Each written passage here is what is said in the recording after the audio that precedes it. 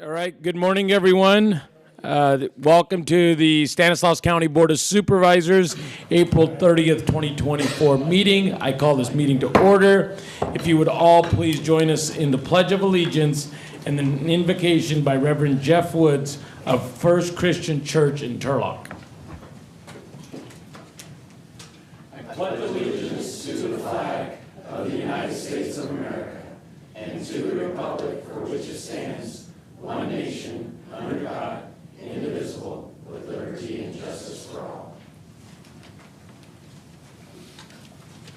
Let's pray. Heavenly Father, as I've reflected on this morning's agenda, I've been reminded of the words of one of our nation's former vice presidents, who observed that the moral test of government is how that government treats those who are in the dawn of life, the children, those who are in the twilight of life, the elderly, those who are in the shadows of life, the sick, the needy, the handicapped.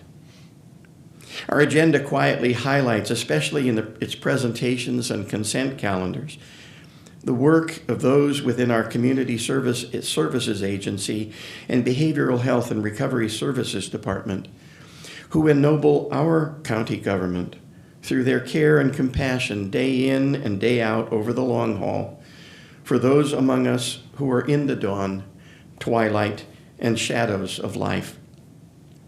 Thank you for the opportunity we as a county have this morning to recognize their years of service, as well as to honor those who serve our children in foster care, who serve those in need through our CalFresh programs, and those in our Department of Aging and Veteran Services who offer recognition and respect to the older women and men among us who have served our country and so wonderfully contribute to the makeup and character of our county. Thank you as well for those in our other departments also highlighted in our agenda who make these and so many other crucial county services financially feasible. Finally, I thank you for our county supervisors, executive officers, administrative leaders who oversee and orchestrate all these departments and services, trusting you to guide them and give them wisdom as they seek to lead well. For I ask these things in the name of Jesus Christ. Amen. Amen.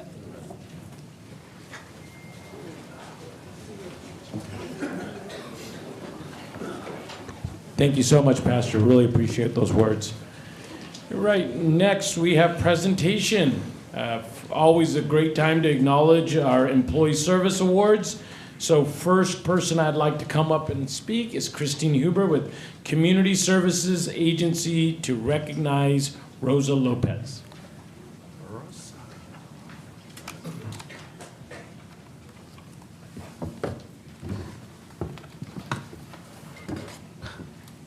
Good morning, Chairman Greenwald, Supervisors, Mr. Hayes and Mr. Bose.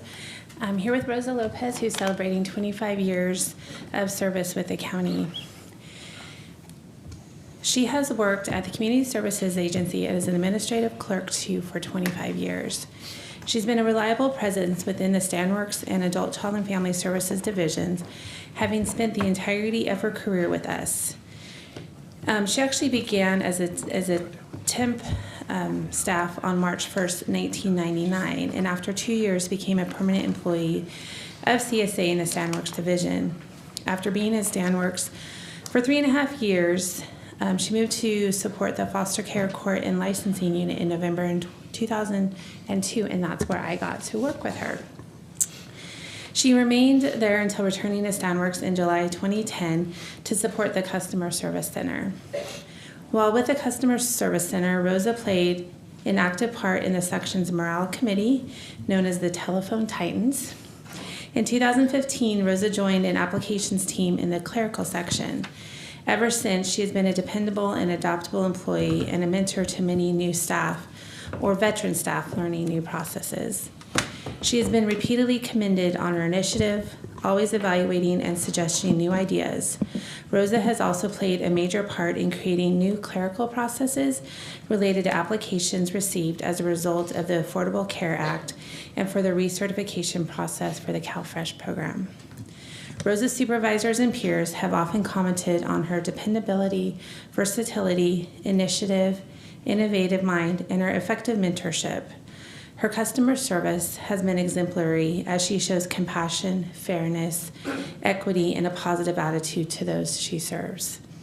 Rosa has a passion for helping foster youth and has sought out volunteer opportunities to help in any way. She's a proud grandparent of 2 grandsons and is their #1 supporter and fan. Congratulations, Rosa.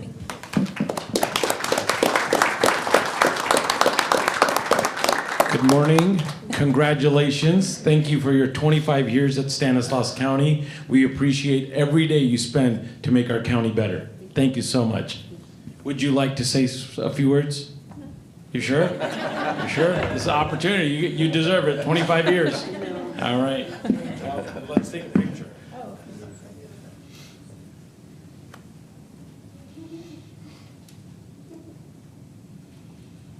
Thank you so much. Thank you. All right. Our next presenter is Tony Vartan.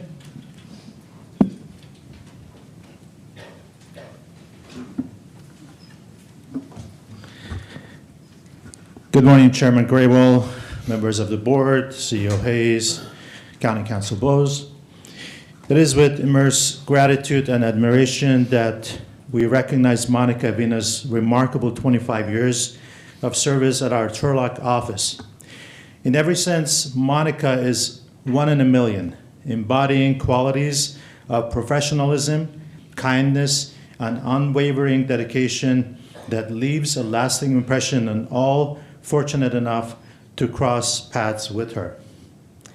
Since joining our team in 1999, Monica has been a beacon of warmth and professionalism, greeting each visitor to our Turlock office with a genuine smile, respect, and fairness. Her ability to remember names and make everyone feel valued is a testament to her exceptional character. Whether it is answering countless requests through the day or offering a hand, Monica's dedication knows actually no bounds. But it's not just her unfaltering work ethics that sets Monica apart. It is her genuine care for both colleagues and clients alike. Monica's deep understanding of our community and clientele cultivates over decades of service is also evident in the way she selflessly connects with individuals, making everyone feel like family from the moment they walk through our doors. Clients often specifically ask for Monica, highlighting the profound impact she has had on their lives. Monica's influence extends far beyond her daily tasks. She serves as an inspiration to her peers, motivating them to strive for excellence and fostering a positive work environment. Her willingness to mentor and guide new staff speaks volumes about her commitment to the success of our team.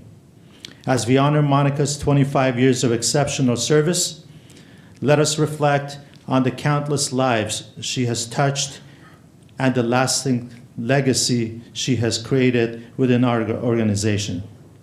Monica truly exemplifies the best of who we are, and we are profoundly grateful for her unwavering dedication, kindness, and professionalism. Monica, congratulations on this remarkable milestone, and thank you for all your service. Thank you. Monica, congratulations on 25 years. Thank you for everything you do for the county. Would you like to say a few words? 25 years, you deserve it. All right.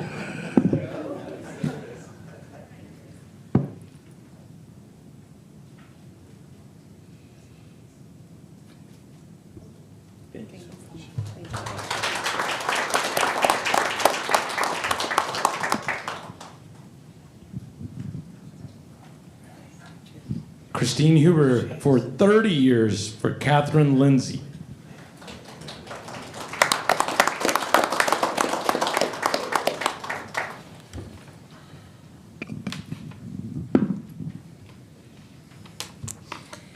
Good morning. Kathy Lindsay started her career with the county on January 18th, 1994 as an eligibility worker 1. She attended the bilingual Medi-Cal training for 5 weeks before attending the AFDC training for 6 months. She's worked as a continuing intake, child care, and eaves worker. Kathy then promoted to a Family Service Specialist 3 on September 2002.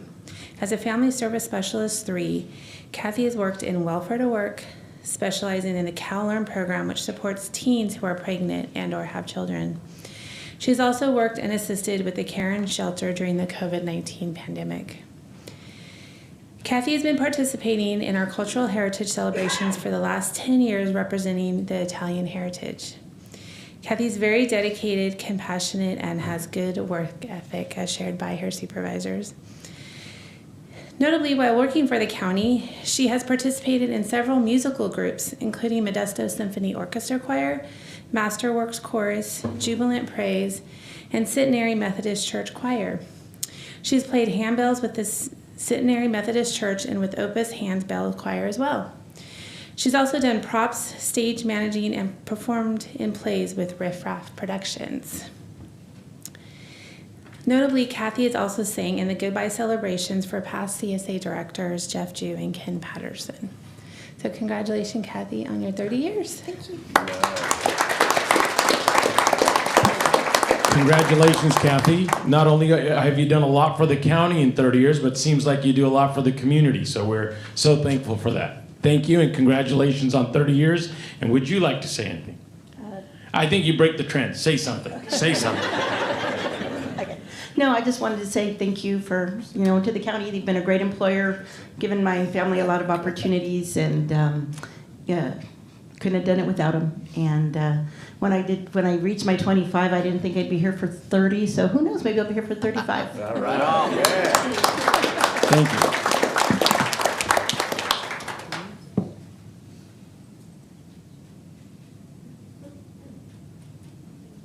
Thank you so much. Congratulations. Tony Vartan for Jasper Damming.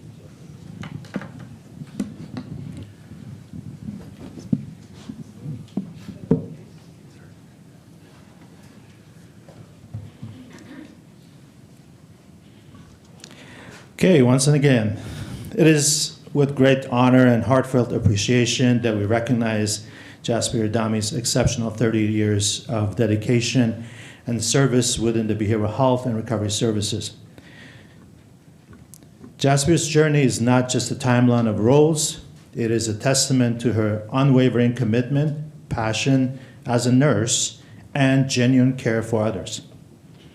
Since joining BHRS in January 1994 as a Psych Nurse 1 at the Psychiatric Inpatient Hospital, Jasper has exemplified the qualities of a true healthcare professional. Her dedication to patient care and her pure heart have been evident in every role she has undertaken. From her early days as a Psych Nurse 2 at the Wellness Recovery Center to her current position as Manager 3 overseeing CERT, Access, Crisis and Support, and CCMU, Jasper's impact has been profound. In addition to her above roles, Jasper took several additional responsibilities that showcase her exceptional leadership and problem-solving skills. She oversaw several hospital contracts, led the team through the implementation of our electronic health records, and successfully merged our access line into location and call center with our crisis support line and CERT. Jasper also played a pivotal role in implementing the CCMU and working on our new state-mandated county 24/7 mobile crisis response. Throughout her tenure, Jasper's service above all mentality and helpfulness have touched the lives of countless individuals. She is someone who embodies compassion, empathy, and a genuine desire to make a difference. Jasper's transparency and wealth of knowledge inspire trust and confidence among her colleagues and the community alike. Beyond her exemplary solution-focused work with BHRS, Jasper's collaborative spirit and strong partnership across various agencies, including hospitals, emergency rooms, and law enforcement, are commendable and a testament to her dedication to serving others. She's not just a colleague, but a respectful leader who fosters teamwork and excellence in all endeavors. As we celebrate Jasper's remarkable milestone, let us express our deepest gratitude for her selfless dedication, unwavering passion, and her tireless efforts in making our community a better place. With Jasper's at the helm of our crisis, we can rest assured that our clients are in the best hands ever. Thank you so much for your service and appreciate all your work. Thank you.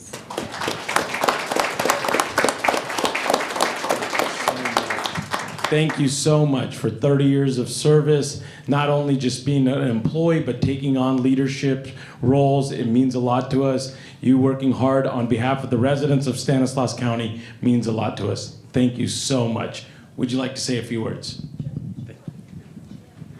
I'm 2 for 4. Hi, good morning, everybody. I really want to extend my gratitude to Board of Supervisors for having me here today. And I want to thank all my leadership. I want to thank my colleagues. And I want to thank my patients for letting me walk with them in their life journey. And it's been an honor. 30 years, it's been an honor. When I came here, I was hired on H-1 visa by the leadership that time, and I was told that if I want to take this job, I have to stay here for 5 years. Otherwise, I will not get the H-1 visa. And I told them, I promise you, I will be here with you. And I kept my promise. I'm still here. People are gone. And every day is a new day, and I really feel very blessed to do what I'm doing today. And I want to thank my law enforcement partners here. I've been working part-time even with them. I work full-time for the county. I've worked part-time for a sheriff's department with Velpat.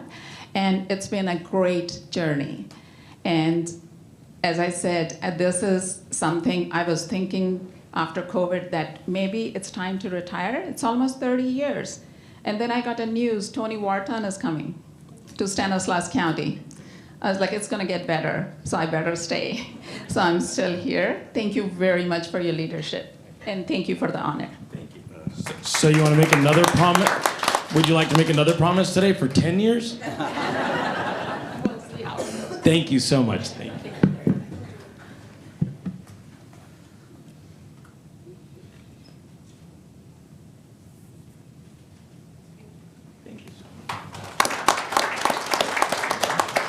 All right, Supervisor Withrow, if my math serves me well, that's 110 years of institutional knowledge of our county and our employees that do so much good work on behalf of the county. Thank you to all of you. Congratulations.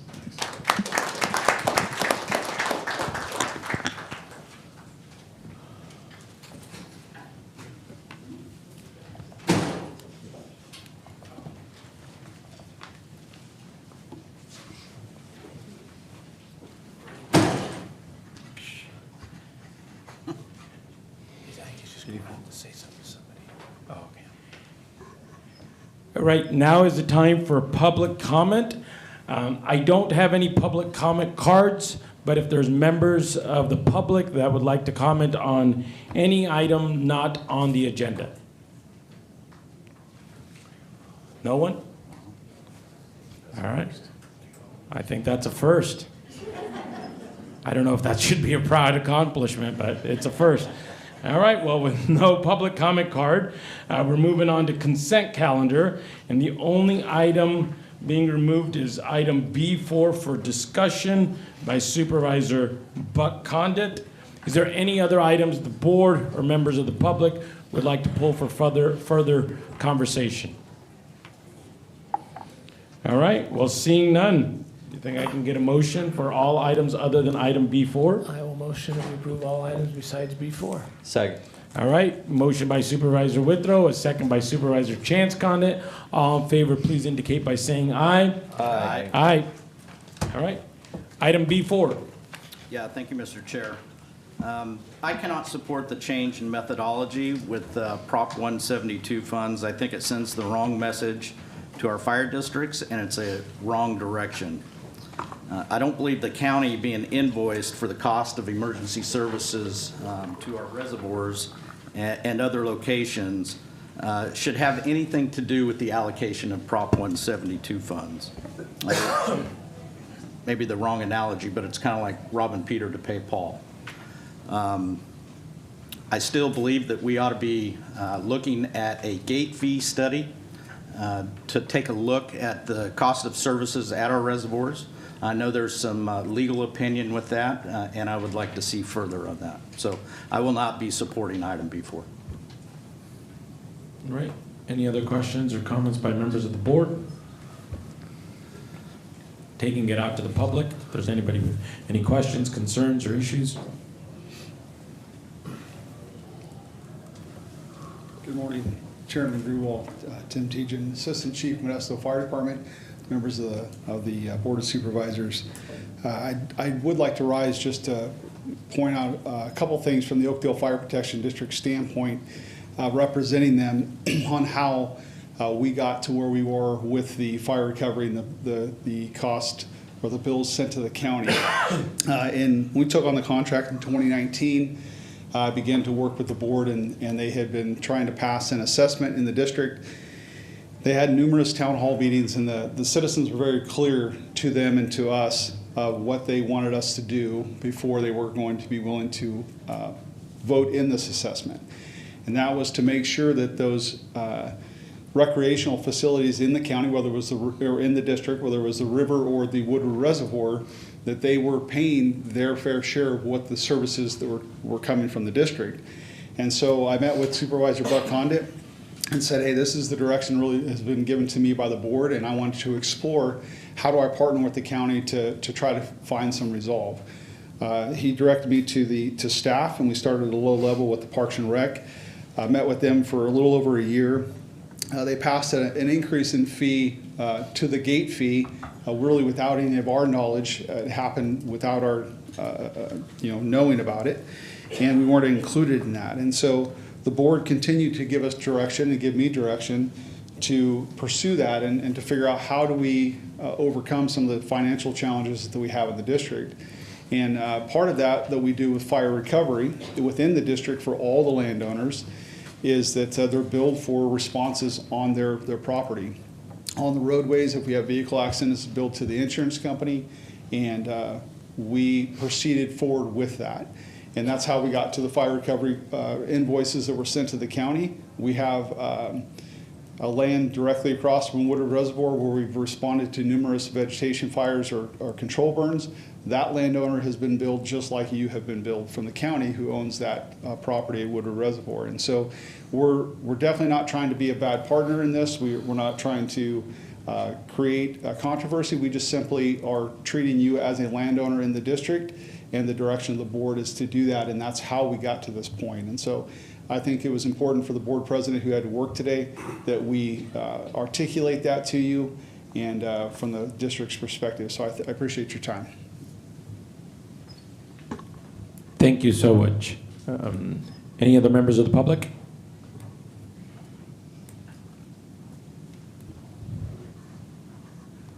Good morning. My name is Jeff Fry. I'm the fire chief for the West Stanislaus County Fire Protection District, and I echo Supervisor Condit's remarks about robbing Peter to pay Paul.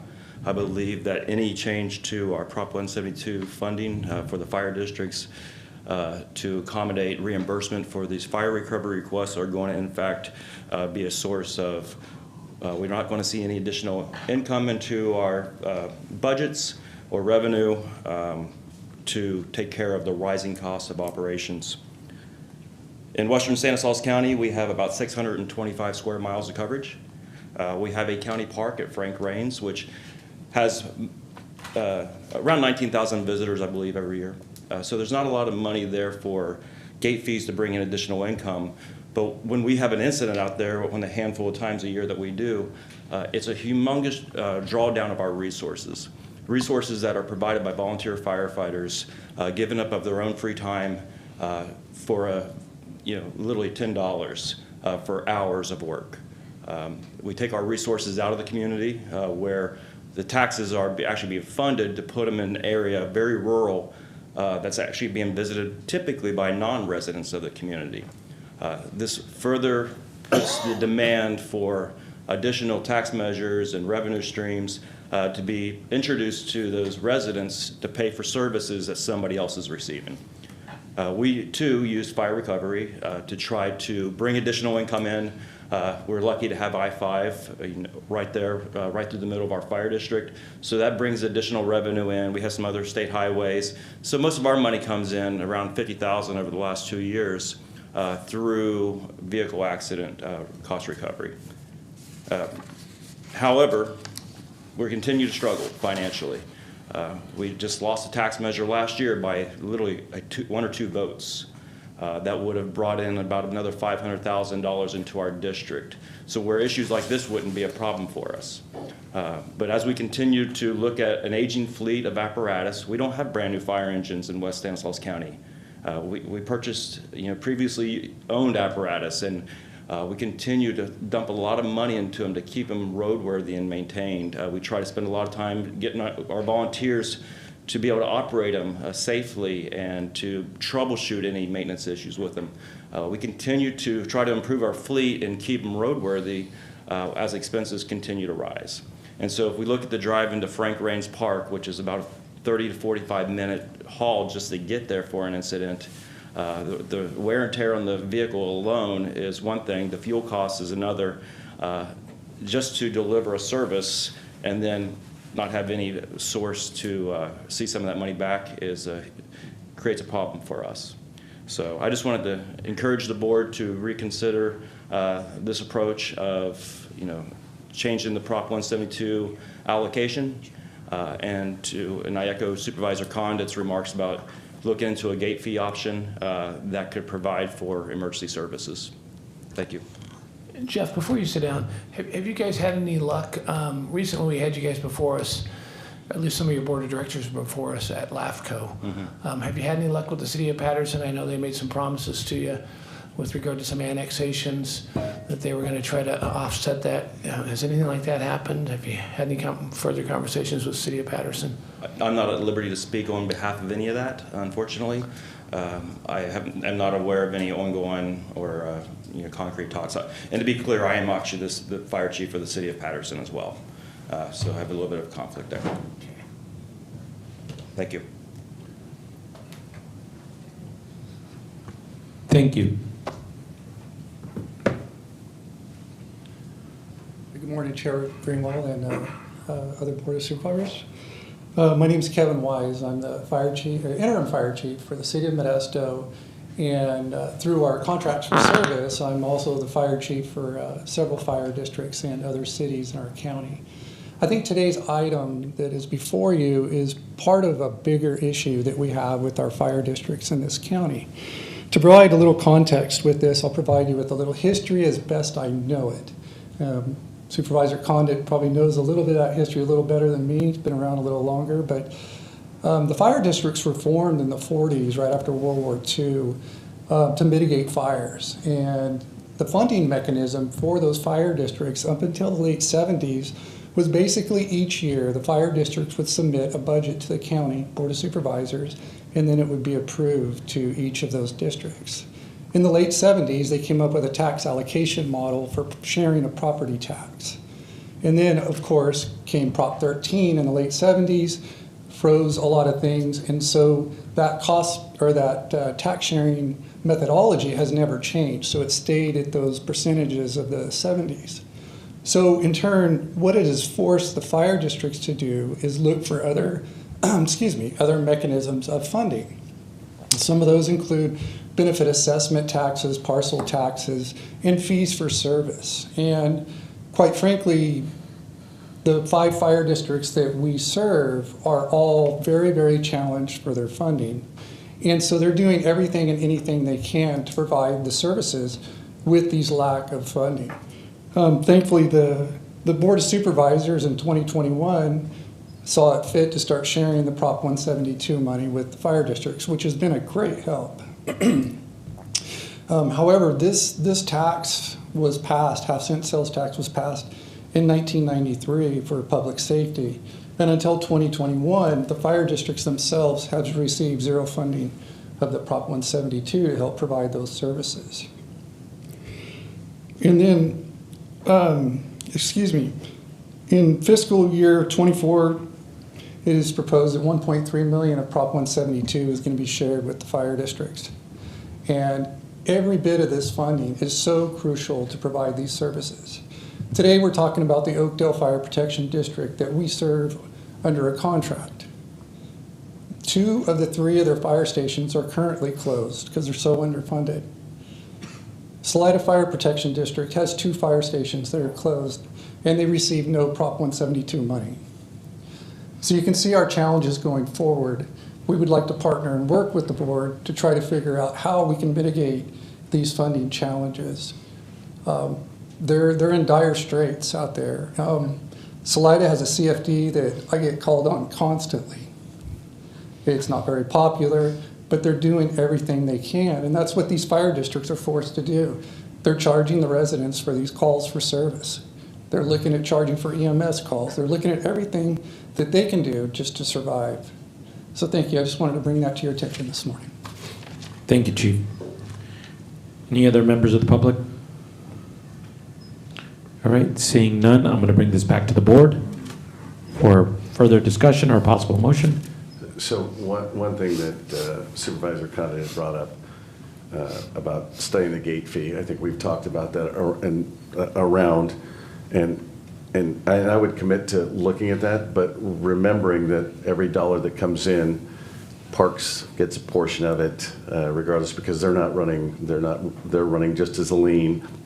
The Sheriff's Department's running a deficit at Woodward and everywhere else, and they're actually, I think they're paying for at least 4 deputies full-time on-site, 365 days a year. So if we do look at a gate fee, the gate fee needs to be comprehensive, and a portion of it could go towards response for whatever that may be. And so I'm committed to looking at that. But on this item, I'm going to make a motion to support this item when the time's appropriate.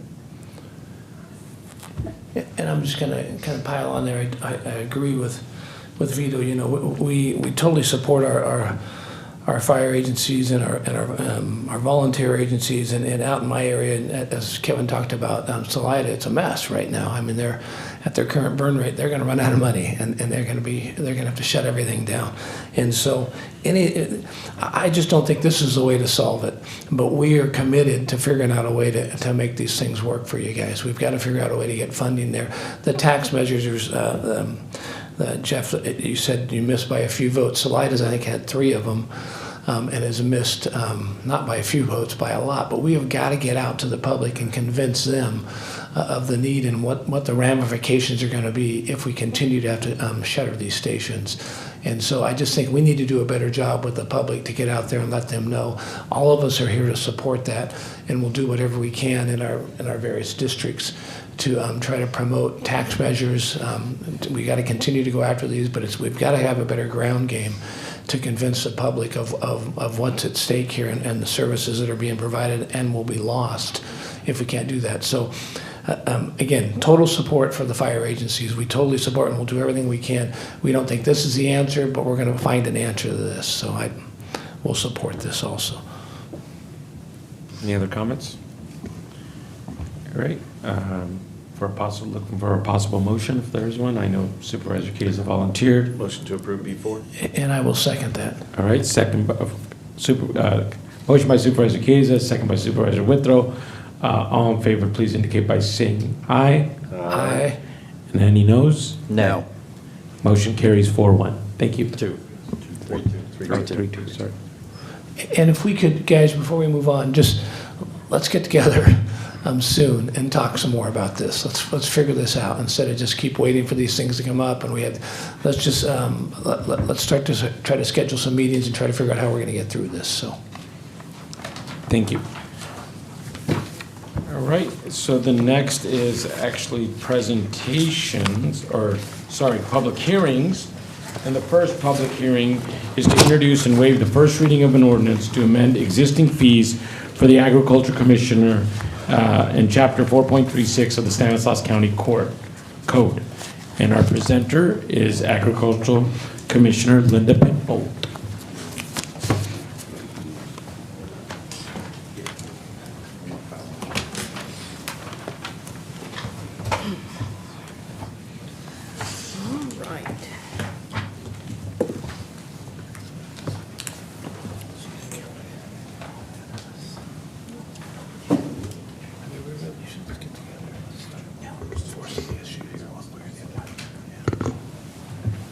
Okay. Good morning, Chairman Grewal, Your Honorable Board, CEO Hayes, County Council Bowes, and all who are in attendance today. I'm Linda Pinfold, Stanislaus County Agriculture Commissioner's, Stanislaus County's Agricultural Commissioner and Sealer of Weights and Measures. I'm here to present proposed fee changes and ordinance changes for the Agricultural and Weights and Measures Department. Okay. So the department is proposing the following. First, an adjustment to the current weighted labor rates. Second, fee modifications to the commercial device registrations fee. Third, amending the county code for residential utility meter registrations. And lastly, amending the county code for device registration late penalty fees. If approved, these fee changes will become effective on July 1st, 2024. It should be noted that prior to introducing this proposal last March, the department invited businesses who may be affected by the proposed fee changes to a workshop that was held on March 19th at 6 p.m. 2 people attended, both of whom are exporters and were seeking information on the impacts of the proposed changes to phytosanitary certification fees. Okay, so the department is proposing an increase to the weighted labor rate, which I will refer as the WLR from here on. The proposed increase is to better reflect expenses associated with providing services. The department last adjusted the WLR in 2022. The current WLR is $87 per regular hour and $125 per hour for services performed outside of the regular working hours of 8 a.m. to 4:30 p.m. Using the Stanislaus County Auditor Controller's Office calculation model that is based on the average WLR of agricultural weights and measures inspectors, the department is proposing a new WLR of $110 per regular hour and $160 per hour for services performed outside of regular working hours. The department has compared the current and proposed fees with 8 comparison counties. The average WLR of the 8 comparison counties is $89.96 per regular hour and $137.61 per overtime hour. This was also it was also found that San Joaquin, our neighbor to the north, has a current WLR of $118.48 per regular hour and $137.97 per overtime hour, while our neighbor to the south, Merced, has a WLR of $121.63 per regular hour and $243.26 per overtime hour. It is anticipated that the proposed WLR will cause the following adjustments to service charges. Phytosanitary certification fees will have an average increase of $8.92 per certificate issued. Apiary colony strength inspections, which average approximately 4.25 hours per inspection, will increase by $97.75. Certified producer certificate inspections, which will increase by $34.50 per inspection. This is based on an average of an hour and a half per inspection. Certified farmers markets, which I will discuss further in detail in the next slide, will increase by $125. Industrial hemp, which averages 3.5 hours per inspection, will increase by $80.50 per inspection, and non-commercial weights and measures devices will increase by $23 per inspection. It is anticipated that based on current level of services the department provides, the proposed weighted labor rate adjustment will result in revenue increases of $57,644. Okay. So, as mentioned earlier, I want to discuss a bit about the proposed changes to the certified farmers market fee.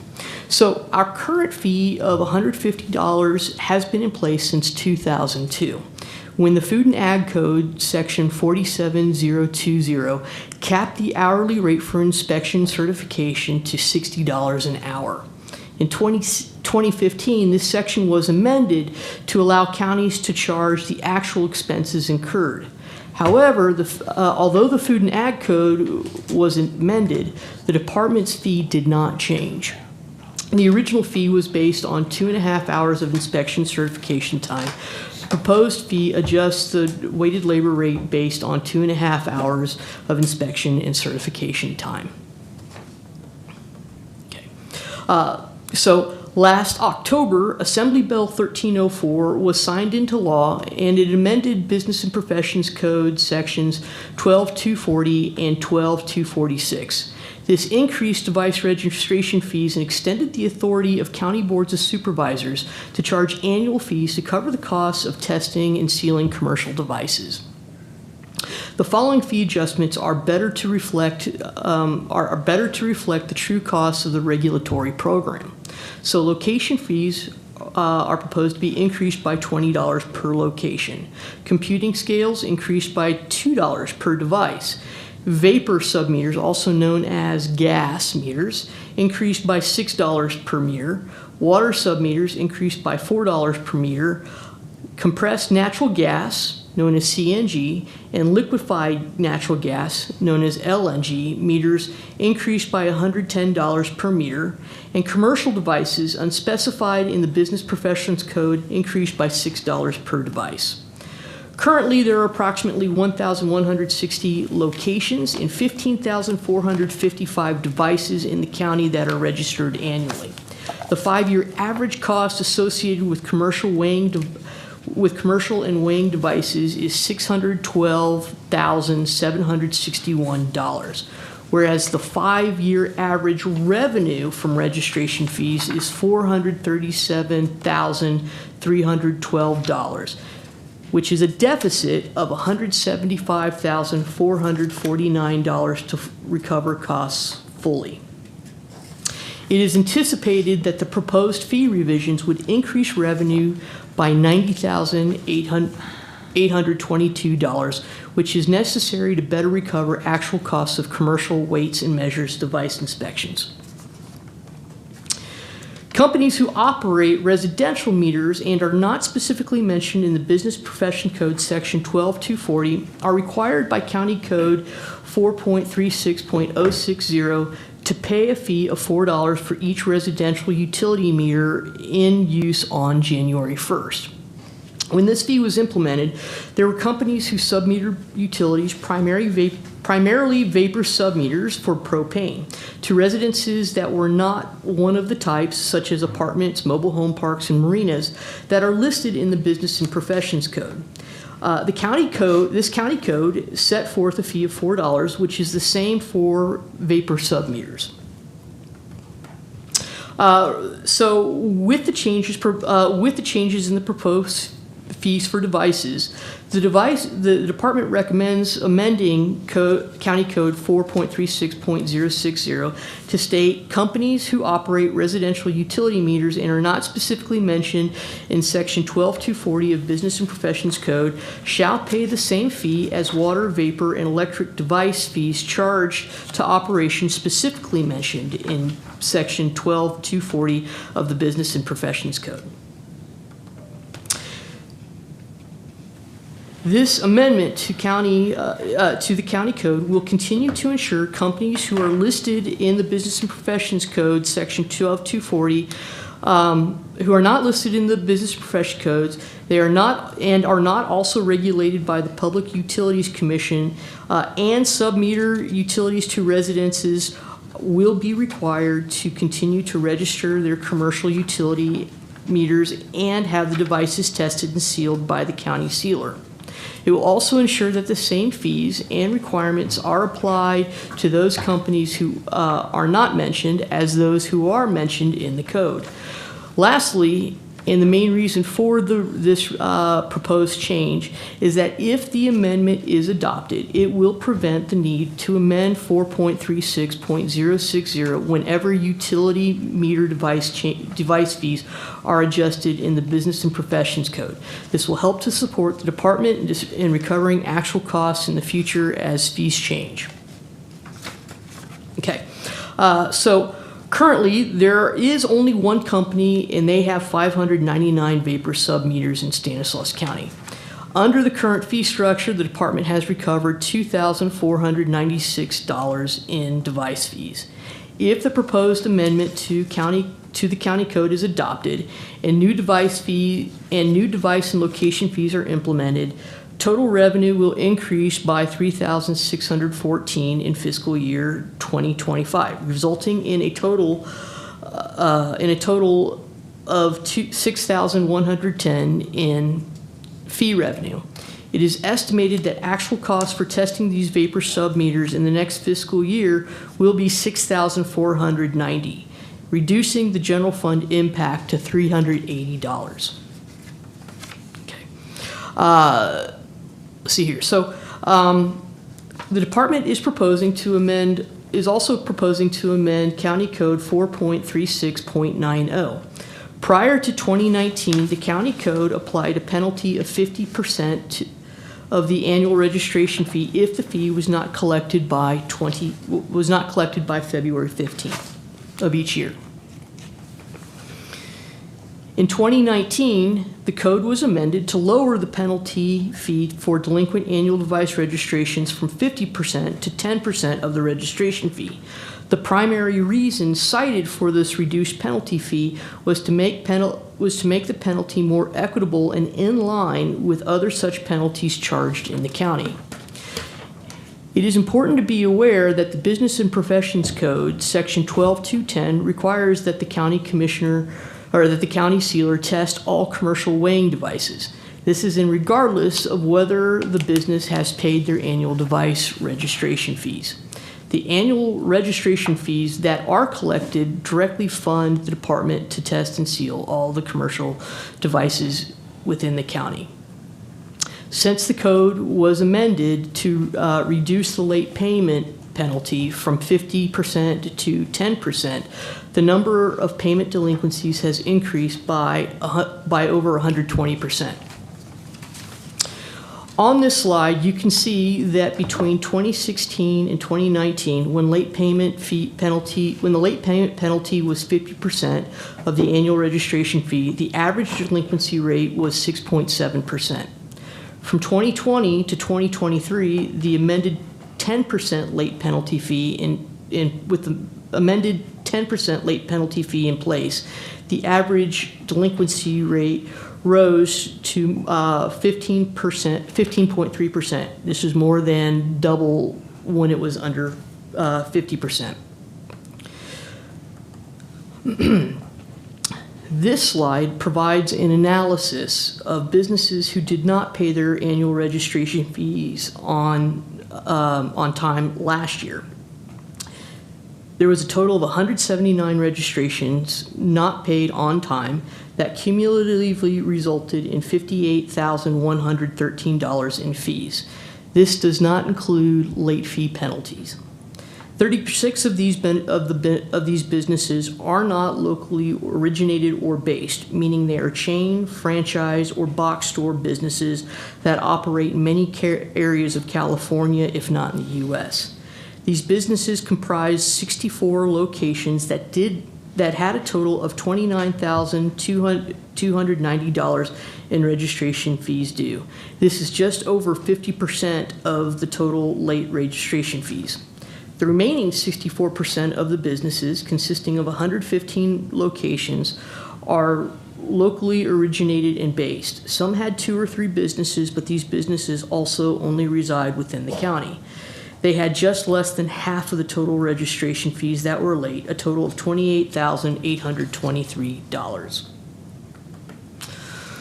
So a study of the 8 comparison counties' fee schedule shows 3 counties charge 100% delinquent fee after 60 days. 2 counties charge up to 50% delinquent fees after 60 days. 1 county charges a flat rate of $50 delinquent fee, and the other remaining counties have no penalty at all. Okay. So this slide shows the verbiage of the proposed amendment of County Code 4.36.90. In summary, the department proposes to return the penalty fee for delinquent annual device registrations to 50% of the registration fee based on the increase of delinquent registrations. This aligns with over half of the counties compared on the previous slide. So breaking down the proposed new language of County Code 4.36.90, adoption of the amendment would, number 1, extend the amount of time for businesses to pay their registration fees by at least 2 weeks. This is because the proposed new language changes the due date from February 15th to 60 days following the expiration date of the permit or initial billing. Registrations expire on December 31st, so in general, the deadline date will be March 2nd, or if it's a leap year, March 1st. May I also add that in addition to the proposed extension of time for businesses to pay the registrations, businesses can also pay online, by credit card, or electronic check, in addition to traditional methods of paying in person or by mail, and with check or cash payment. As for the second change, as mentioned prior, the change is to return the penalty to 50%. And lastly, to ensure fees are collected to fund the department's device testing and sealing work, fees not collected after 90 days of billing will be forwarded to the county's revenue and reimbursement for collections. It is estimated that the proposed fee adjustments will result in a total of $152,080 in revenue, and will be collected and will be proportionally decreased in the general fund support for the department in fiscal year 2025. If approved, the recommended fee revenue will be included in the Agricultural Commissioner's 2025 adopted budget. Okay, so thank you for allowing me this opportunity to present the Stanislaus County Agriculture and Weights and Measures Department proposal to amend the existing fees and Chapter 4.36 of the Stanislaus County's Code. Since my presentation is concluded, may I please receive any questions or comments? Thank you so much for the presentation. Appreciate it. Any questions from members of the board? About a quick comment. And so just so everyone knows, the public knows that we've been briefed on all of these fee increases. A couple of things that our Ag Commissioner had said. We always want to know what the adjoining counties are doing. That's always included 8 county average that we use to make sure our fees are in line with and that we don't overburden folks. So appreciate this presentation. Thank you. And Linda, yes, the same thing Vito said. This is never a fun meeting when we go through all these increases, but you can look at some of these go back. Shoot, one of them was 2006, I think. Was that when the farmers market maybe one was? And since there's been an increase, anyway, these go way back to some extent on some of these, and it's just to cover cost. And so it's just a necessary evil that we have to do.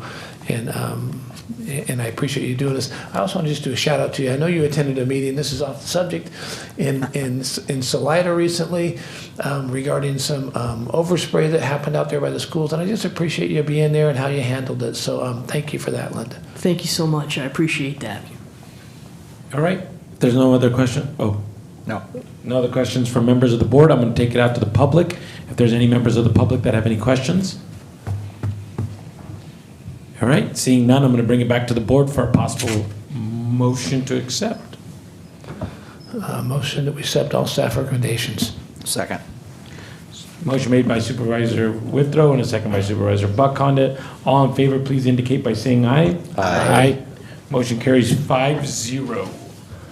Thank you so much, Linda. Really Thank you. appreciate it. Very thorough presentation and very informative. Thank you. Thank you very much.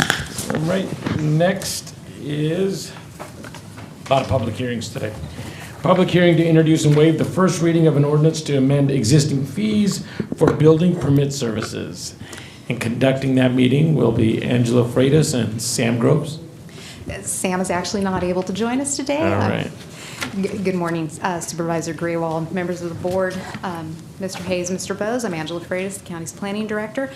Joining me this morning is Christy Dowd, our deputy director for planning services, and Denny Ferrer, our chief building official. The first item for the department is the ordinance to amend existing building permit service fees. Building permit services include building permit administration, along with the oversight of the county's one-stop shop permitting process, which includes the calculation and collection of county public facility fees. The building permit services fees, our building permit services is 100% funded by fees, with about 90% of those fees being valuation-based and 10% being flat rate. The last fee schedule update was adopted in 2022. The proposed fees are needed to cover increased costs, and the proposed increase is 3.4% for all permit types, which is based on consumer price index increase. Valuation-based fees are based on the value of construction and applied to the multiplier associated to the percent that the department costs that must be covered by the building permit fees that are obtained.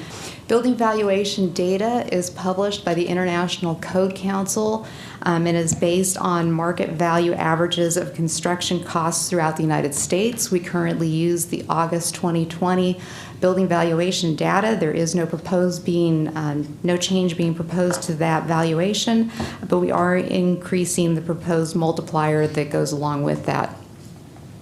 In addition to the increase, the 3.4% increase, we are looking to expand the fees to include a cannabis enforcement general inspection fee due to the increased costs related to cannabis enforcement inspection.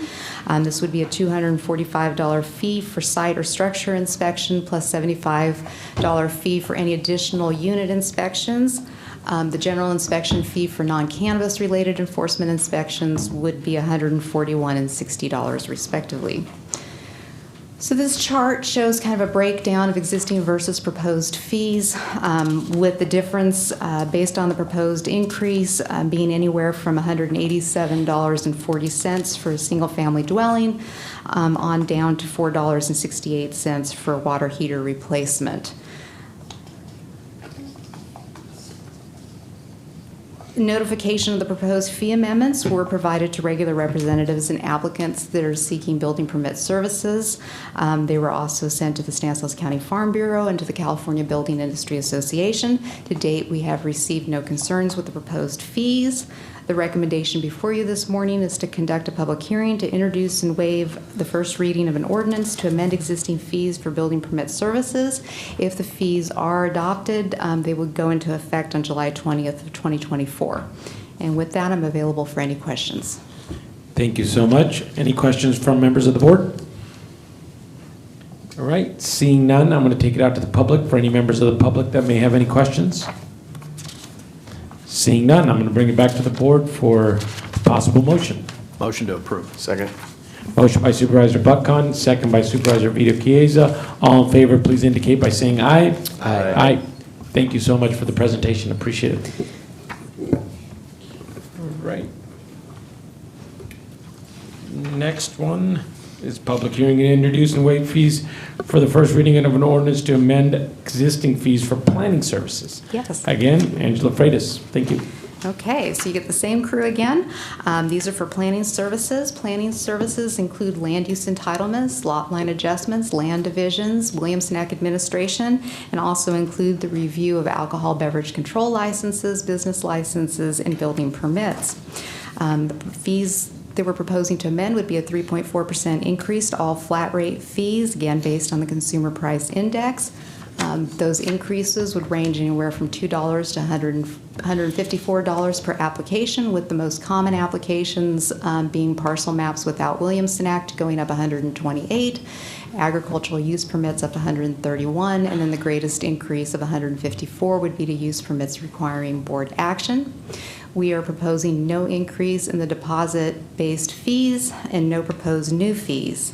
In 2023, the Board of Supervisors was presented with concerns by a property owner, Frank Morellis, over a $4,837 actual cost deposit amount for an agricultural grievance application.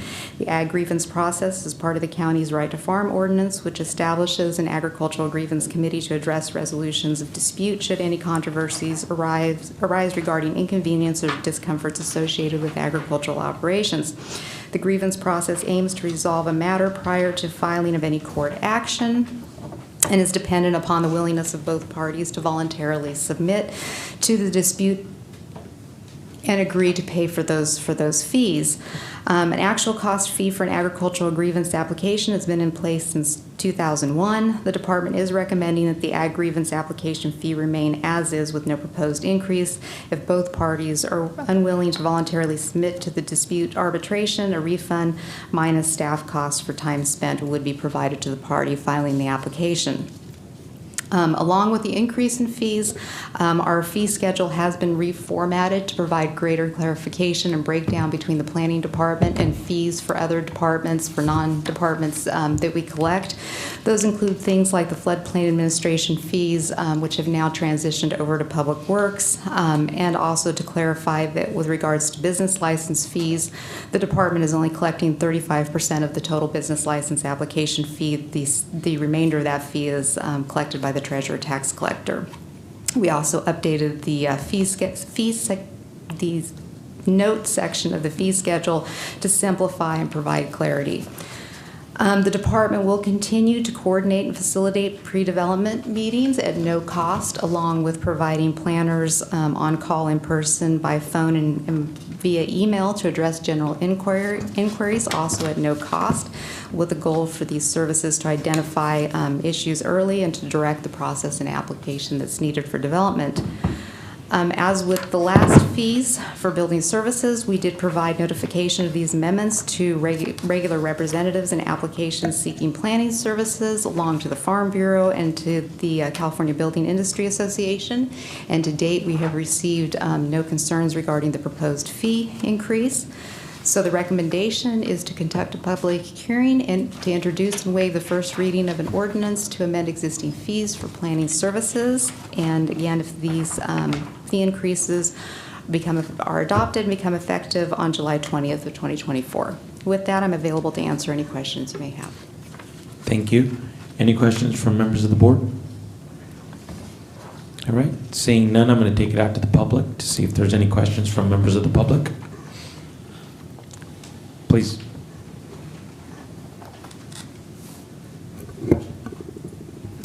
I'm Nick Mutry here. Thank you, Mr. Chairman, members of the board. Just educational thing for myself. Do you make proposals like this every year? There's an every year increase, or when was the last time you requested increase, say, like especially the flat fees? Planning services fees were also increased last year, and they also followed a CPI increase. Okay, thank you. Thank you. Any other members of the public? All right, seeing none, I'm going to bring it back to the board for a possible motion. I knew if I hit that, I would forget to unmute it. Motion to approve staff recommendations. Second. All right, Supervisor Withrow for the motion and Supervisor Buckhan for the second. All in favor, please indicate by saying aye. Aye. Thank you. Motion carries 5-0. Thank you. Thank you. All right, item number 4, public hearing to introduce and waive the first reading of an ordinance to amend existing fees for the Department of Public Works. Andrew Malizia. All right. Did I say that correct? You did. All right. Good morning, Chair All right, Graywell, Dave Lehman, Supervisors, CO Hayes, County Council Bowes. With me this morning is Deputy Director Andrew Malizia. He's in charge of development services, traffic, stormwater, special projects, and other duties as assigned. Take it away, Andrew. Good morning, thank you. Is it not showing up for you? Fancy.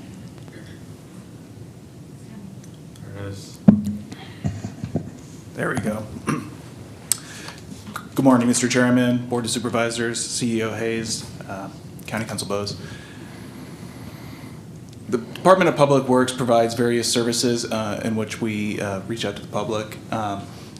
These services include right-of-way and encroachment permitting, new construction, stormwater, erosion and sediment control, transportation permitting, our county surveyor's office, floodplain administration, and our planning and building department referrals, which include land use entitlements, grading permits, and building permits.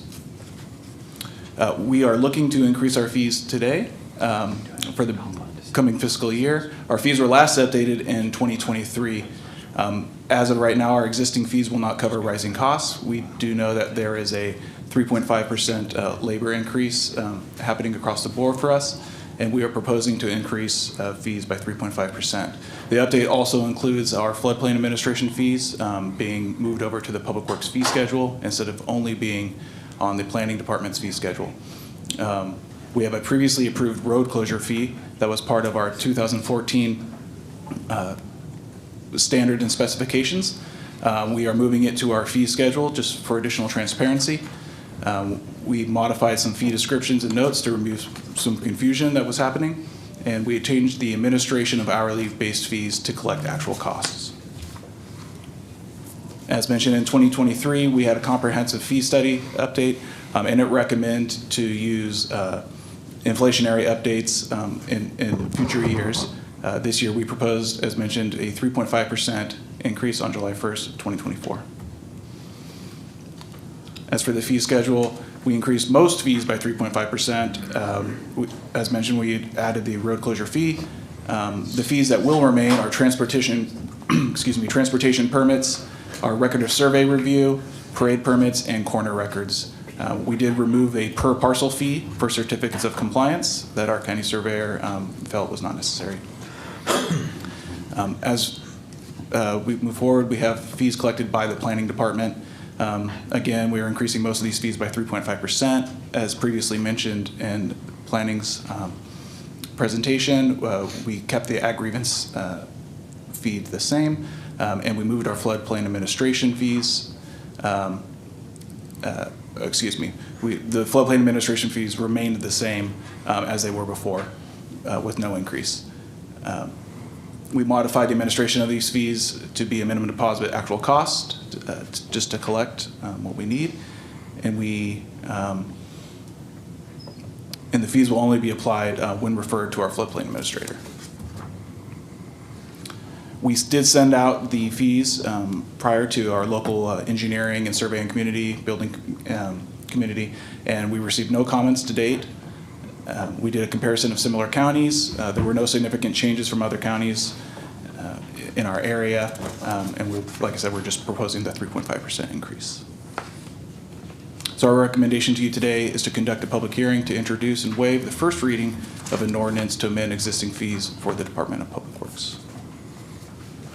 With that, if there are any questions. Yeah, thank you, Andrew. Thank you so much for the presentation. Any questions from members of the board? Seeing none, I'm going to take it out to the public to see if any members of the public have any questions. Seeing none, I'm going to bring it back to the board for a possible acceptance of the motion. Motion to approve. Second. Motion by Supervisor Vito Chiesa, second by Supervisor Terry Withrow. All in favor, please indicate by saying aye. Aye. Motion carries. Thank you very much. Thank you. Right, next item, public hearing to introduce and waive the first reading of an ordinance to amend existing fees collected by the treasurer tax collector. Doing the presentation will be our treasurer tax collector herself, Donna Riley. Seems like we might have lots of questions on this one. I noticed that no one else died, so I'm feeling pretty secure. I'm just kidding. I wish I were. Okay. Okay. This has been a long road.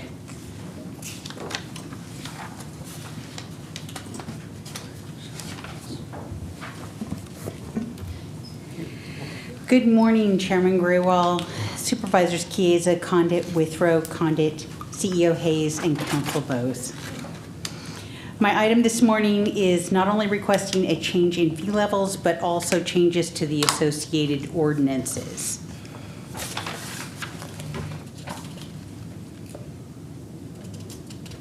No, practice does not make perfect.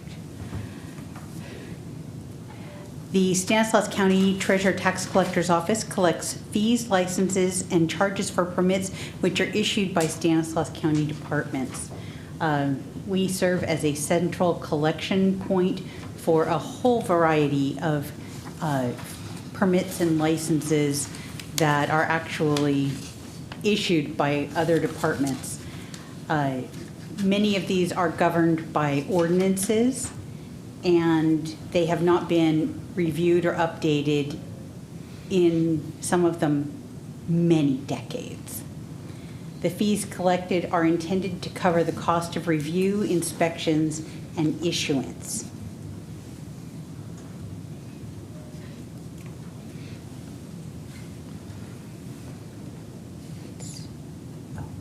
There we go. You can see from the list, some of them are quite old. The reason for that is that these ordinances themselves call out what the fee is.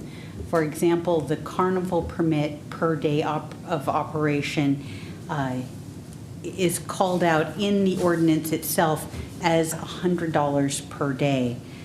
I would like to thank the clerk of the board staff for helping research when these were last done, because literally you can't go through old agenda items and just find them. You have to go through the archives, and they did all the hard work. I very much appreciate that. You can see, as I said, bingo permits, 1994, dance hall permits, 1986. These just have not been reviewed in many decades. Remember when the circus used to come to town? Does that happen anymore? There's still one out at the flea market in Modesto. Sorry. Okay, Yes. I missed it. Sorry, it's the whole thing very interesting. But it's not it wasn't a really straightforward process, because those ordinances need to be updated as well. And I'd really like to thank the CEO's office, Regina Menez, and the County Council, Sean Wallad, the work they did on researching the ordinances and rewriting them. Very helpful. As you can see, more of them, just very old. Some of the fees we're asking to update are not ordinance-based. Parties of interest is when we are doing a tax default sale, and we notify everyone who has any interest in that property so that they're able to redeem the taxes before it goes to sale. It's part of our effort to do our due diligence. Parcel map clearances are often when parcels are being divided. Property tax file, secured and unsecured, is when mortgage companies, impound companies, ask for the file of taxpayers that they manage the payments for. And that one's actually going down because technology's improved since the last time this was reviewed. Return check and electronic payment fees are going up because the actual cost has gone up. And that's another good point I'd like to make, is that all of these are really just trying to bring them up to the current actual costs that we're experiencing. We did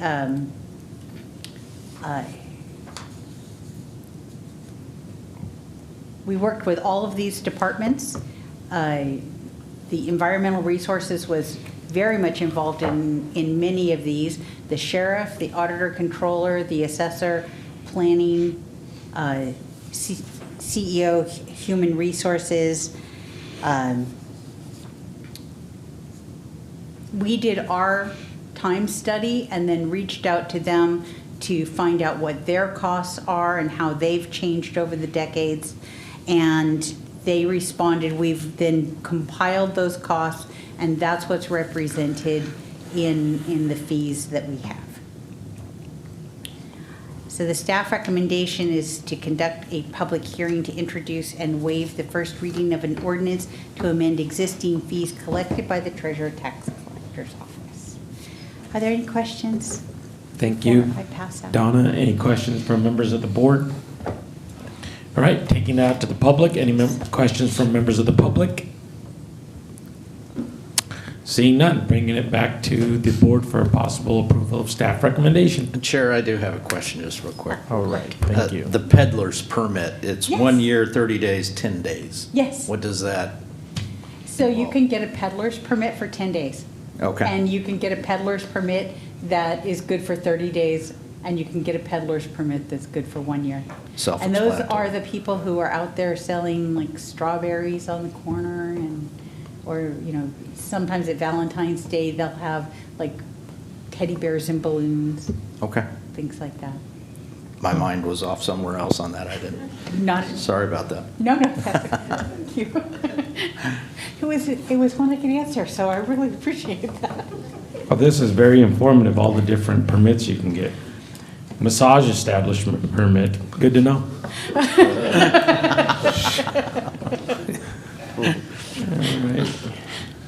All right, if I, took a while, huh? All right, possible motion? I move to approve staff recommendation. Second. All in favor, please indicate by saying aye. Aye. Aye. Oh, the motions were by Supervisor Chanscott and Supervisor Buck. All right, thank you so much for the Thank you presentation. so much. Very efficient, all by yourself, doing your own clicking and flipping, it was great. And Thank you. didn't die, so. You survived. Thank you. All right, item 6.6.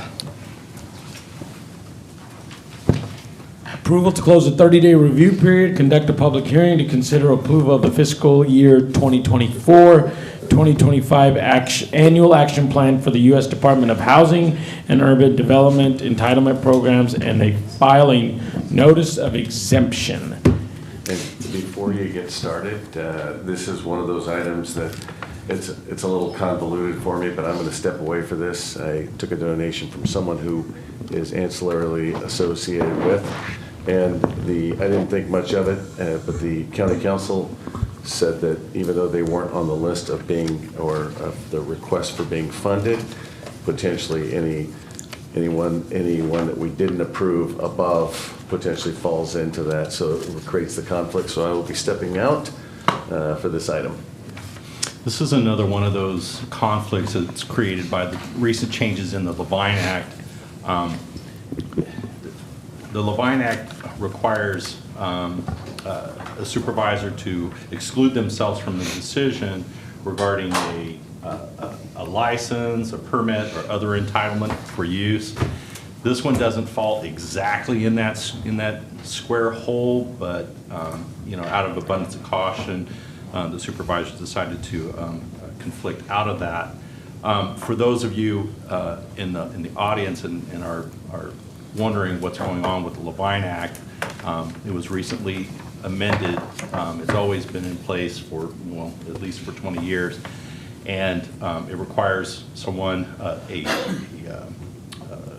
supervisor or a city council member that has received a contribution of $250 or more to abstain from the vote. That was recently changed in, I believe, 2023, effective January 1, 2024.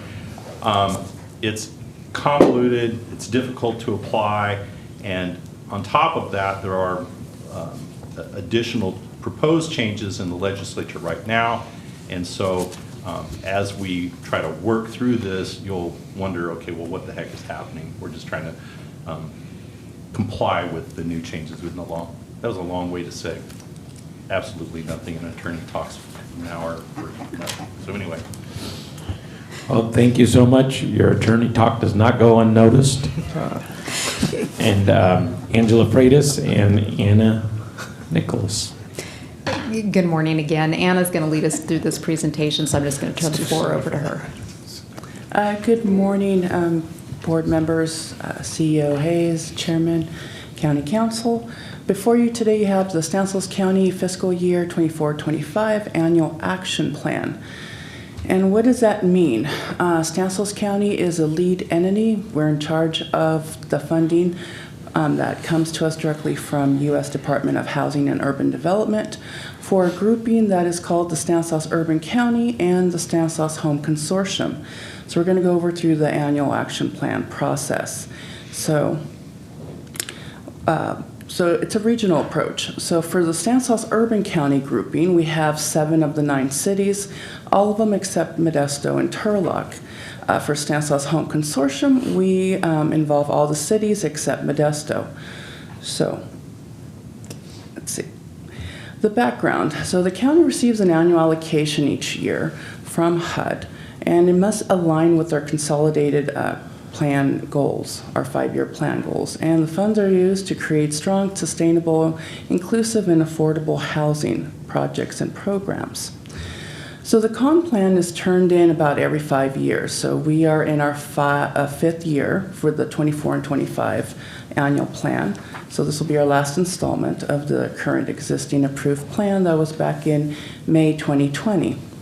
So, and the analysis of impediments to fair housing is also included in that 5-year plan, where we describe challenges and plan to help resolve or ease some of the impediments. Annual action plan report what we're doing today, reports on our goals and our funding projections. And our CAPER is like our end of the year report card that we do about every September. And it's on an annual basis to HUD to report our progress on our 5-year goals. Now, the consolidated plan priorities based down in 2020 included infrastructure. And I have to clarify, even though you guys know this, but sometimes people in the public get it confused with other infrastructure, but it is water improvements, sidewalks, sewer infrastructure, that kind of infrastructure. Housing programs, homeless services, and public services. So how did we develop this plan? We worked with the community. We had a series of community meetings both in February 2024 and in April 2024. We also had stakeholder outreach starting all the way back in 2023, October to currently this month. And we also worked with our Continuum of Care. We worked with the Turlock Community Collaborative, city councils and staff members. We presented to them, worked with the staff to make sure that we prioritized their priorities in the annual action plan. And we met with the county's Community Development Committee back in about November 2023 for direction on how to best move forward. And then last month, I believe, we met again to give them the results of our grant application, funding recommendations, and progress. The annual action plan purpose. So the purpose of this annual plan is to give you the proposed projects for those 3 grants, CDBG, ESG, and Home, ESG and CDBG funding recommendations for public services. It also explains the distribution of funds. We don't just make it up. It's a geographical population and poverty rate formula that HUD gives us for CDBG and for Home. Now, the opportunity for also citizen participation is given between March 29th to April 30th, 2024. So we worked with the cities, and we had, again, a series of community meetings initiating the annual action plan and with the actual draft ready for review. Now, the HUD entitlement grants, CDBG, is used for a wide variety of community development needs, but what the urban county has chosen to do is to address infrastructure, health, and safety needs in the community.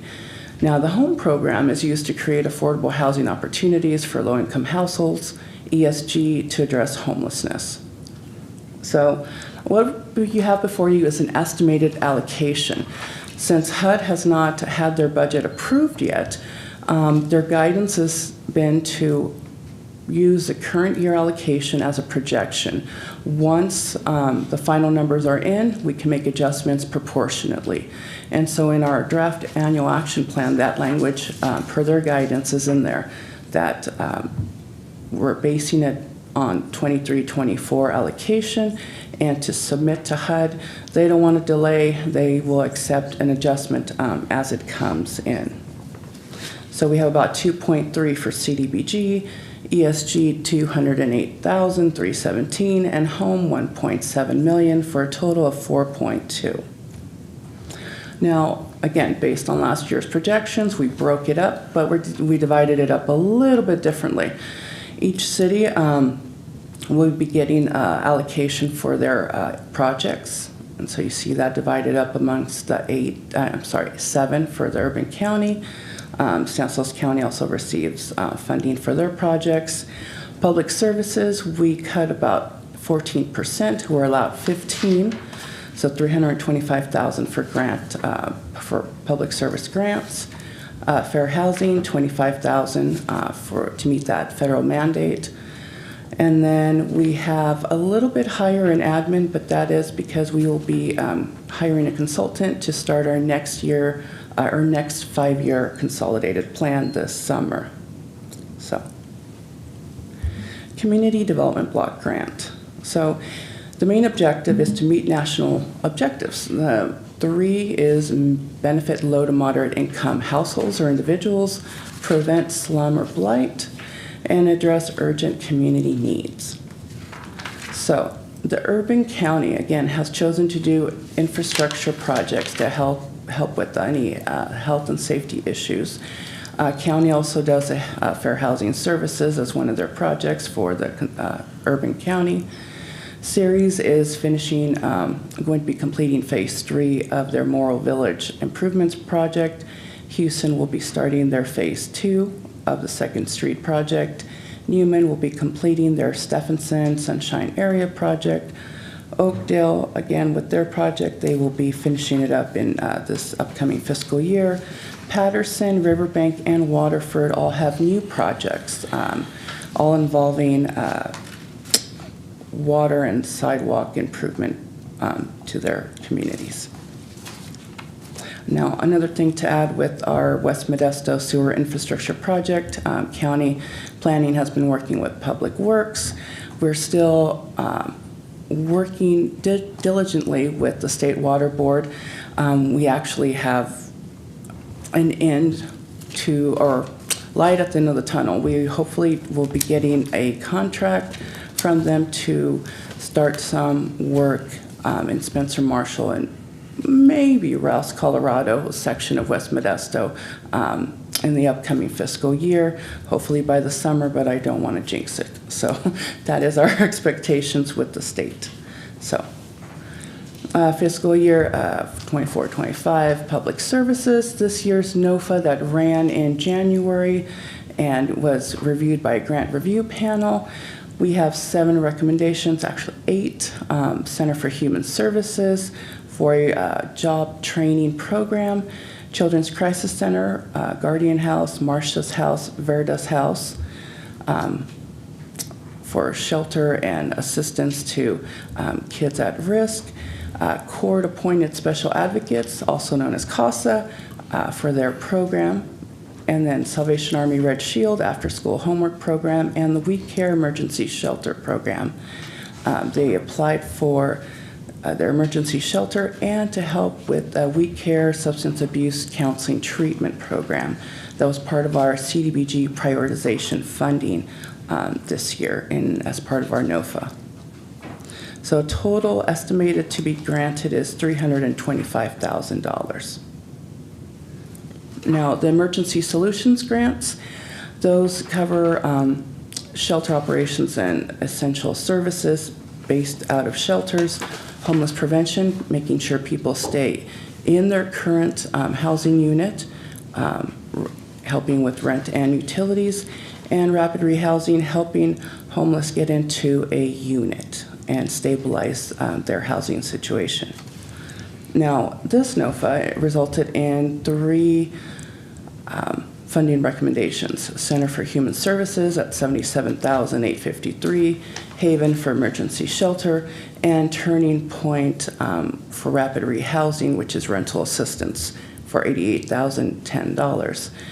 Now, with this, we have to fund rapid rehousing. And so if they applied for a little bit more, we have to fund at least 40% of their overall allocation to rental assistance. So Turning Point 1, and so they will be receiving that $88,000, and the remainder goes to the shelters. The top rated one was Center for Human Services, so they are receiving the higher amount, $77,000, which is what they asked for, and Haven has accepted the remainder of $26,000. Now, the Home Investment Partnership Program. Now, this involves 8 of the 9 cities and Stanislaus County. We have hired a consultant, Housing Tools, that's been working with us and has been meeting with our home consortium members. So they will be helping us with our policies and procedures for the home program, and as well developing a request for proposals. So the cities have agreed to not forego, but work together as a group.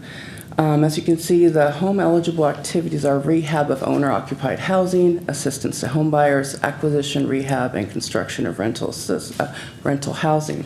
So each city gets an allocation based on the formula that HUD gives us. But because it's not sufficient to really carry on a large project, they've agreed as a working group of the consortium to do a unified selection process, do a request for proposals that Housing Tools will be assisting us with, as well as the policies and procedures for a uniform program for housing rehab. So again, instead of having 8 little programs out there, we will be working together. Everything's under one, will be under one service provider, and again, working together as a group. So each city has, again, an allocation based on an estimate. We do have to set aside funding for a community housing development organization. They're interested in it. So we have set aside the required 15%, and then admin for county as the lead agency. And I'm sorry to interrupt you. Sure. Can you explain the set aside again, the 15%? So does that happen every 5 years, I guess, that amount, or? Every year. Every year. Okay, so how much is in that fund at this point? About $500,000, last year's and this year's. Okay. Okay. And so and the use of that then is for what? Tell me. It would be for a the only one that I know currently in the area would be Stanco, I believe. It's a CHODO. So they would be eligible to apply for potential projects. So when we do a NOFA, or if they have any need for it, they could essentially apply for that funding. So it's prioritized for them. Okay, sorry, those 2 acronyms. So Stanco is the Stanislaus Housing Corporation. Right, and then the other, you said CHODO. The Community Housing Development Organization. Sorry. Okay, perfect. Okay, all right, very good. Sorry to interrupt you. Keep going. No problem. Sorry, acronym world. Another one, NSP. So, wow. Okay, this one goes back to 2008, 2009. And so HUD finally has decided they want us to close it out. So we have about a little bit less than $1 million between NSP1 and NSP3. This funding came out during the housing bust, for lack of a better description, where there was a lot of foreclosure. So county received funding. This is what's remaining. We need to take another item to the board to close it out, and we will be bringing that after the summer. So again, about $1 million, a little bit less than $1 million still remaining. The money can be converted to community development block grant programs or projects. And then the annual action plan, the public review, we put it out for a 30-day comment period, March 29th through today. No written comments were received. cities were also asked to provide any kind of comments that they've received.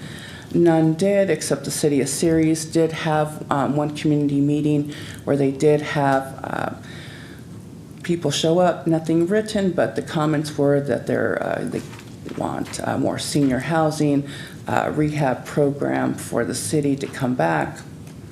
And I believe that was their main concerns. Community meetings, again, nothing was received. County projects, meetings, we had them specifically in West Modesto since like October 2023, all the way to about February, end of February, we had community meetings for updates and to collect surveys regarding the West Modesto project. Stakeholder meetings, we had them throughout the home consortium areas, Turlock, Continuum of Turlock Community Collaborative did express some concerns, but we're excited about the county being lead for the home consortium, and they want to see projects continue on, even though they understand the funding is for the home consortium. They hope that there will be still some focus for their community there. And then again, nothing was submitted in writing. Today we have staff recommendations to conduct and close public hearing, approval for the staff to file notice of exemption for CEQA, the fiscal year 24-25 annual action plan approval, and authorizations. Authorize director to sign HUD applications and program certifications, authorize the CEO to sign CDBG and home allocation agreements between the Urban County and home consortium members, and authorize the director of planning to sign any related HUD agreements, contracts, or related information for implementation. Authorize staff to document any feedback received at the public hearing or later today. Authorize staff to submit to HUD final documents, and finally, to adjust, proportionally increase or decrease the funding levels identified in the AAP to match the final HUD allocations. Sorry, that was a lot. Any questions? Thank you so much for the presentation. Any questions from members of the board? Seeing none, I'm going to take it out to the public. Any members of the public that have any questions on any of these items or this item? Seeing none, I'm going to bring it back to the board for a possible motion. Move to approve. Second. Supervisor Chance Condit made the motion, and second by Supervisor Buck Condit. Please all indicate by saying aye. Aye. Aye. All right, motion carries 4-0 with Supervisor Kays abstaining. And thank you so much. All right, discussion items. We do not have any today. So I'm going to move on to correspondence, and we're going to acknowledge receipt of correspondence and referred as recommended on the agenda. Someone wants to call in Vito to see.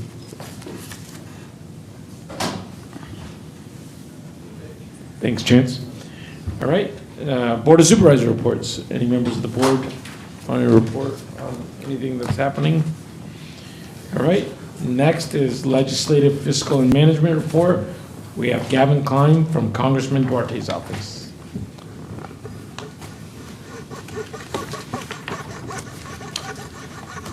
Morning, Mr. Chairman, Vice Chair, members of the board, county staff, community. Thank you. Gavin Klein with Congressman Duarte's office. First, I just want to say it was truly an honor for Congressman Duarte to join you all for the great state of the county. And it was great to hear from Chairman Graywall of all the great accomplishments in the county, as well as the future goals, plans, and visions for Stanislaus County. And it was also great to see so many people, members of the community, come together to hear this. And then, as I've talked in the past, our office has the privilege of military nomination process for the military academies for the young men and women in our California's 13th congressional district. Last year, our office was honored to nominate, I believe it was 8 nominees, and this was to the Air Force Academy, Naval Academy, West Point, and the Merchant Marine. This year, we will be hosting more informational nights on the military nomination process. And if you know, and if any of you board members or anybody in the community knows of anybody, high school students who are interested in the military nomination, the military academies, please feel free to have them reach out to me, myself or our office, and I will continue to update you all with informational dates, timelines, and any informational events we have. Thank you all for your time. All right, thank you. Going back to Board of Supervisors, Supervisor Chiesa has an update. You caught me off guard there for a second when I walked in, but I wanted to say something about what Gavin had just brought up about the state of the county and the location, but what I thought was the greatest component of all is bringing back all the former supervisors. We talk about this a lot, of how blessed we are because of those people that came before us. And it was great that the chairman, for the first time, and for some reason, it never crossed my mind all these years, I'm embarrassed about it, but that he invited all the folks back who have really done so much for this county. So thank you very much, Chairman. You gave a great speech. The steps of the library was apropos, considering all the things we're doing there and the literacy program. So thank you very much. Great job. Thank you. CEO Hayes? Nothing to report this morning. Wow, no public comment, not a discussion item, and the CEO doesn't have anything. Well, with that, do we have anything for closed session for County Council? Yes, we have closed session today. We have a conference with legal counsel, existing litigation pursuant to Government Code Section 54956.9, Subdivision D1. We have one case to consider, Tony Singh versus Joshua Clayton and County of Stanislaus et al. That's in the Stanislaus County Superior Court, and the case number is CV 22004457. Appropriate for public comment. Any public comment? Seeing none? All right, we adjourn this meeting to closed session. Thank you, everyone. Appreciate all of you making the time and staying for the meeting. And Deputy Herr, appreciate you watching over us. Thank you so much. Everybody have a great rest of the day. Appreciate it.